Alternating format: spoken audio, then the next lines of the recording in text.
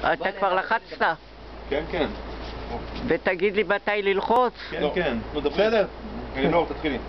שלום, אנחנו משפחת ברק, אני אלינור, בת 26. ללחוץ? לא, את בסדר, את תעשי ישר. טוב, אז מה התחלה? לא, בסדר, נו, נעוף את טוב, מה, זה אחר אמרתי כך. ללחוץ. לא לדבר, בונה, את לא מדברת. יאללה, תעשי. שלום, אנחנו משפחת ברק, אני אלינור, בת 26. אני ליאור, בן 26, סטודנט. אני רונית, האמא של השלישייה, בת 56. פחות.